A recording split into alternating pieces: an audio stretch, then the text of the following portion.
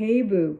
Well, after my video came out last night about um, wondering how or having it now, it sparked a wonderful dialogue in the comments. And I wanted to jump back in and respond and take it a little further for you to open it up more and bring in some aspects of it that will actually support your taking things further and stepping forward more into your own inner authority. And this is where a lot of you get deeply stuck, and it gets mucky because the more you try to rely on the thinking, analyzing, TMIing aspect of the mind to do the work that consciousness is meant to do, this is where a lot of you get tripped up. So when this dialogue started emerging, and it was a lovely dialogue, totally respectful, and very well thought through, but it began to it was between two commenters, and it really it's been propelling me and compelling me and impelling me to respond sooner than I had originally planned to. I was thinking of putting out maybe a short or two in between until my next video, but I just had this deep feeling, no, get to it now, get on it now. And that's what I want to share with you in this video, more about why our reliance on the mind and on the senses is what is keeping us stuck in the process of manifesting. And if you're tired of even hearing the word manifesting at this point, that's okay. There's no problem with that. You know, if you want to say revealing, bringing forth, moving from the unseen to the seen, from darkness to light, whatever you want to call, bringing it into the light of your own inner being, your own inner awareness, the light that you are, because really this is about being fully the light that you are, that brings that light out. Because it's when you're not fully being that light that all of the confusion and the stuckness really arises. So take a moment with that and stick with me here through this video, because you will start to see, it will become crystal clear for you where the stuckness is happening. And my intention is for this to support you in becoming clear and becoming free of that, and really stepping into your inner power, your inner authority. And by the way, if you are interested in working deeper and further and faster with me, and you are interested in one-on-one sessions with me, go to my website, 1minutemanifesting.com/services, and you can set that up right there. So here's the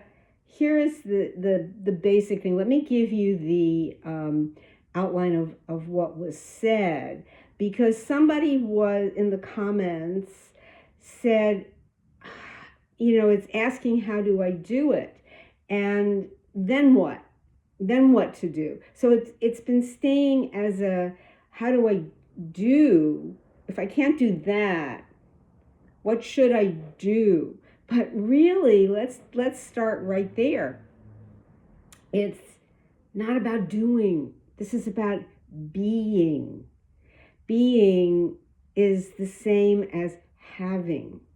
If you fully are in your full power of the I am, or the understanding of my Father and I are one, and my Father is greater, that it's always coming from the one mind, the one consciousness, then the feeling of having to be doing, which has a kind of a operational quality about it. How do I engineer this? How do I mobilize this? And the more we keep asking that I kind of ironically has the opposite effect. Instead of simply saying, where is my, what Bashar calls my highest excitement? I just stay focused on that. Staying focused in that state, that's a being state. That's not, and when you are deeply focused in a being state, or what Neville Goddard calls state of consciousness, or state, you could also say state of mind, state of being. Those are all good expressions, if whichever one works the best for you. But it's when you're in those states of being or states of consciousness, that whatever needs to be done is effortless, is without a lot of premeditation or decision making. It usually becomes very clear, very defined, very obvious, and you can't almost even stop yourself from bringing it into being. Whatever needs to be, it almost feels, you say, wow, look how fast that happened, look how easy that was. I just needed to do this so badly. I just did it. Like my feeling about doing this video. I just felt that deep impulse. And that didn't come out of like, what should I do next? How do I do next? What do I need to know? It was just that, that solid knowing. And what happens is, so the person who asks that about how to do it, they're saying, what should I do instead? Like, how to manage to just trust and not look out there. How do I just be it? But again, this is where another person, another commenter, who very respectfully responded and said they felt the same. They totally understand very well. And that, but even the question itself becomes another how. Those are two more how questions. Trying to understand the how brought out even more how. It brought out even more, how do I do this? How do I do this? And where what is really required is to relax, to let go, and just to be. And that is where a lot of people simply go back and remind themselves, be still and know. Be still, oh mind. You're really talking to your own mind, to your thoughts. Be still, oh mind.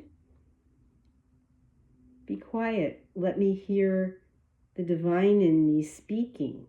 Let me go into this silence, to be silent and to listen. Listen and silent. Write down listen, Listen, and then write down on your nearest piece of paper, or on your notepad in your phone, or wherever.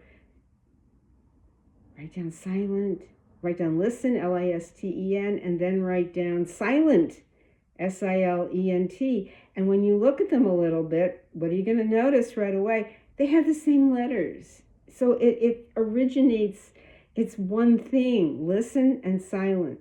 In order to listen well, you must be silent. An immediate kind of reaction is going to get in the way. So be silent, just be silent and breathe into it. And if you want to make it into a little meditation, just feel your breath as you inhale, allowing the mind, just you are letting the breath sweep out the mind, all the mental chatter, the monkey mind stuff, and sweep it all down into the space of the heart. And that's where your deepest silence will come from. Your mind is the seat of the true consciousness. In Hinduism and in the Eastern philosophy, this is where the heart, where everything resides, in the space of the heart. It's the ground of being that is in the wider consciousness, is in the heart space.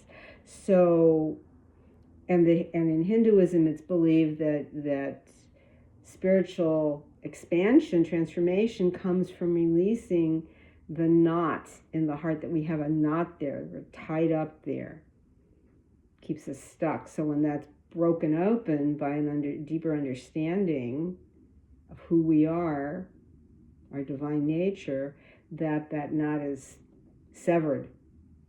So it's understanding that and going into that space and just listening, just allowing what you hear to come through to you, even if it may not seem to make the most logical sense, because remember that it's consciousness that conceives, that brings the inspiration, that brings the imaginative idea that you're imagining, and then it's received by the mind and perceived by the senses. And again, the senses, if we're asking our senses, how do I do it? Senses don't know. They're just translating information back to the brain. Oh, what's going on? What appears to be going on out there? Oh, he ghosted me. Oh, she ghosted me. Didn't show up for our date. But it's not about that, because that goes back to how you predominantly feel in yourself, about yourself. So that's why it's bypassing the greater self. And my primary job, I was doing some number crunching the other day about all my experience over a few decades now in many different areas to do with spirituality and consciousness and yoga and Eastern philosophy and meditation. And it came out to about 112 years of experience. And they are all concentrated right here at this very moment, okay? And throughout most of that time, in the 20 odd years that I taught yoga, I realized that my primary job, and it's still there in my videos on manifesting and non-consciousness, and it's been in all my teaching, it's in my writing, my teaching, my coaching certainly, is reminding you, lovely boos, all of you, that it's reminding you and giving back to you what your birthright is. It's reminding you that you already had it, that it's showing you. If I was teaching yoga, and somebody was having difficulty, just however instruction I was giving or cueing, as it's called, would maybe help them to grasp how to do a pose or enjoy a pose more and not feel resistant or uncomfortable or clumsy or whatever, and bypass what their head was telling them about it. And it's really the same thing. There was a wonderful Tibetan Buddhist master teacher named Chogyam Trungpa. He was a Rinpoche, very high honor. And this was he was in the 20th century, and he something I read of his always stuck with me, because he said the guru, or you could say the master teacher or the senior teacher, gives back to you what is yours already. And I love that saying, the guru gives back to you what is already yours. And it's true. That's why I say my job is reminding you, this is who you are. This is your power. You deserve to have this. And we have such a hard time looking at ourselves and saying, I deserve love, or I deserve the wealth, I deserve whatever. I deserve luxury, or I deserve this position, or whatever it is that you want. But it's the sense of deservingness. So that too stands in the way, the stuck place there stands in the way of seeing or being, more to the point, of being what you really want, that you have what you really want. And it does seem to keep that issue, so it keeps coming up no matter what. That's because when it does that, that's a pattern. But when you know that it does, now it's a choice. Now it's a choice. This is something Bashar has often said, and it's very true.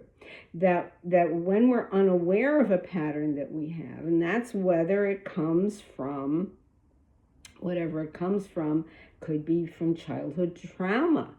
It could be from something we just experienced or witnessed in the relationship our parents had or other family members had, that imprinted itself in our awareness and our subconscious and got stuck there.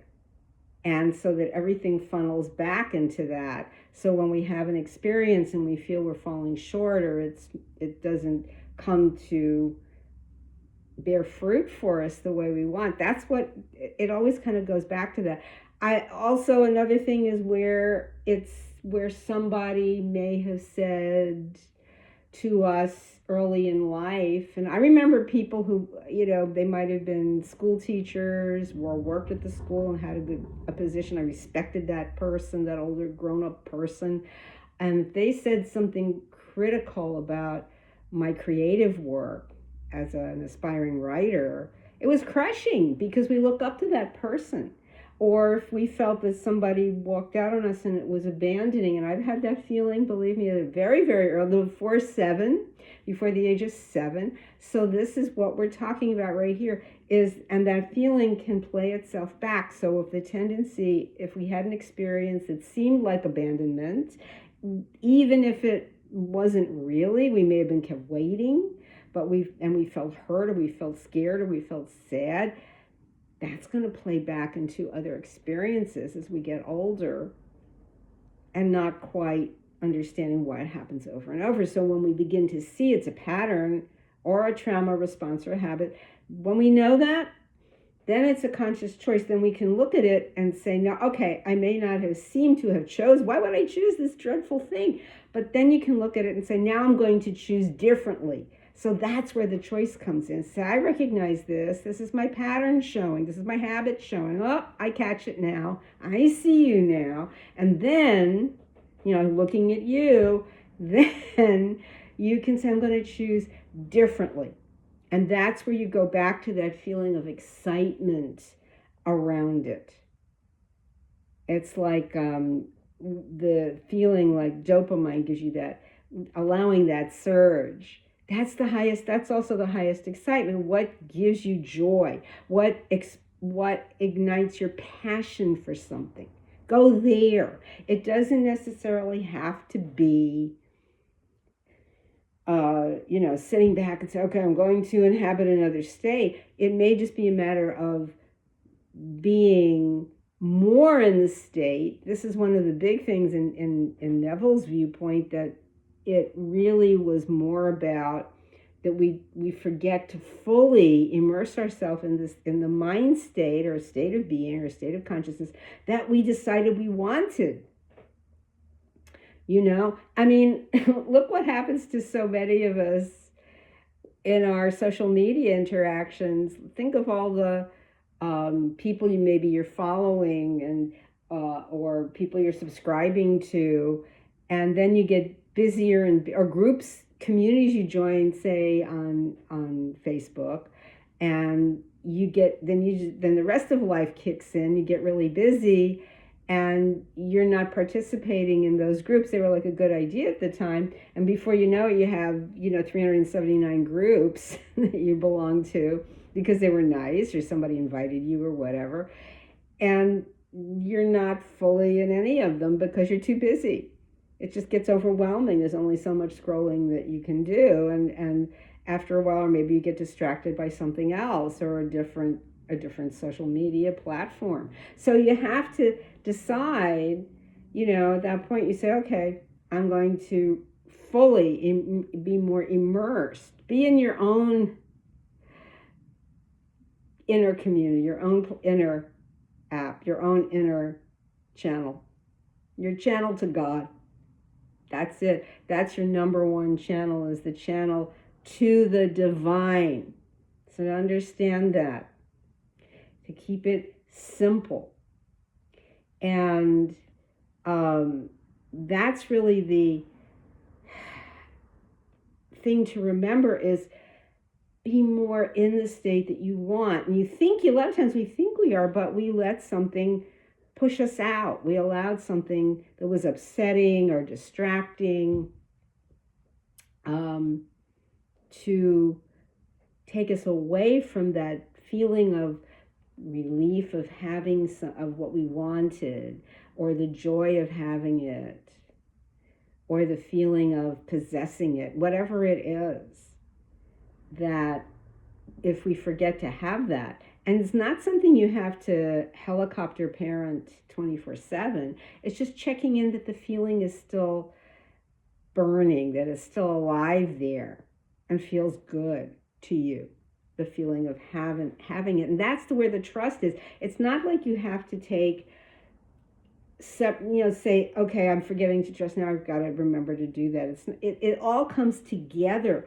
The feeling of relief means you have trusted. The feeling of holding that thing or person is a feeling of trust. That's trust, it's confidence. It's all balled up together.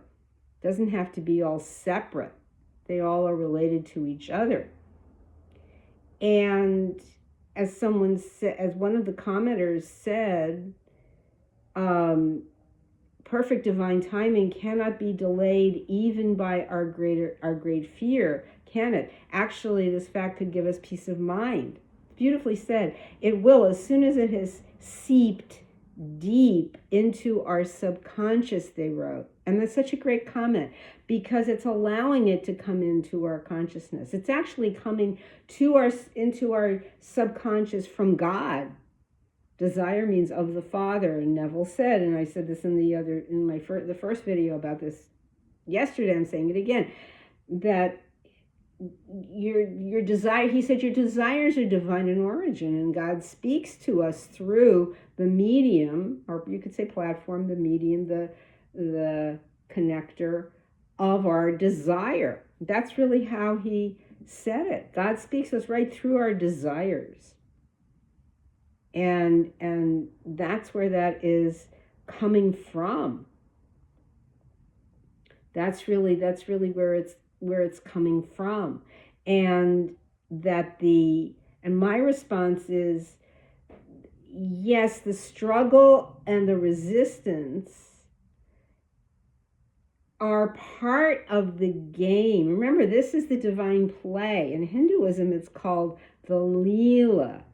The Leela, which is the play, and it's called the play of consciousness.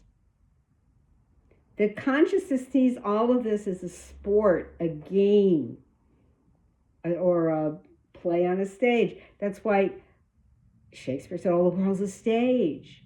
It's all play. And we have many ways of using the word play. You have play in sports. You have play in acting. You have play in children. You have it in play maybe in science. You have play among animals. Cat playing with a lizard. It may seem cruel, but to them it's, a game. But this is how it actually is to God, to consciousness, to the divine. It's a play. Okay, this is what they wanted. Let's toss that in the works. And then this is going to be unexpected. Because we at some level had asked for this to play out, there's that word again, in our experience. Even the tough stuff, for our own elevation. So if I'm reminding you about anything, about what you are and who you are and what you have, is that we asked, literally, we wanted this in our experience, no matter how difficult, so that we could evolve beyond it. So it's part of the game, and I responded to the commenter in the sense that it keeps arising until you see fully that it's a pattern or a shadow and maybe even a trauma response. Then you understand from that point, it is no longer a pattern, but a choice. So if you say, gee, I evidently I must have chosen this, because you chose it at an earlier stage, even before you came into this existence. And then you can see, all right, I'm going to choose again. And Course in Miracles says, if you chose wrongly, choose again. That's all. Maybe you made a left turn instead of a right turn. Well, now that's why I always say make that U-turn, Y-O-U, U-turn, go back into your inner wisdom. Inner wisdom, you are the inner whiz. It's in you. Okay? That's the wisdom, the higher wisdom within you, and listen to it. It's meant for you to hear. And that's really, that's really the key. And a large part of it is, so they're asking, what do we mean by what brings me passion, excitement, and nothing held back? And the question is, if that's not something you regularly feel, find something that does make you feel that. Try and just look around. Look around. If things don't make you feel that, ask yourself what that's, do a little bit of searching inside yourself. This is another good place to listen and say, where am I holding back that I am not fully expanding here? What's keeping me from that? Because if that is, it's not there's anything wrong with you. It's at some point a choice, a decision, a feeling, but it's not, because remember, we say God is ready to give you everything. The kingdom of heaven is within. God is handing it to you. It's inside. And that's why the Bible also says a house divided against itself cannot stand. So some part of you is either feeling meh or not deserving or any of that, then what you want is not going to be rock steady, and it has to be solid for you. It has to be something you're occupying. So keep going. If you don't feel that easily, keep going until you notice what it is that does. So this does require some tenacity, hanging in, patience, experiencing, and something will arise that brings you that feeling, whatever it is. I could easily say, okay, for some people it's volunteer work, for some people it's baking cakes for their friends and family, for some people, it's working with children. It could be any one of a bazillion things, but you will know. You will know because your heart will tell you. So it's my intention that expanding on this will give you more movement, expansion, empowerment, whatever you want to call it, deepen your understanding. And if it did, drop me a note in the comments. I'd love to hear. Drop me your questions. And of course, I know you will like, share, comment, and hit the bell. I know you'll do all those things. So that's my add-on. And if you have questions, always love to hear. Might inspire yet another video, and I will be back soon. Love you so much, Boo. Thank you so much for being here, for your wonderful comments, sparking this dialogue and my response. I'm so happy to do that, and I will see you soon in the next video. Love you so much, Boo. See you later.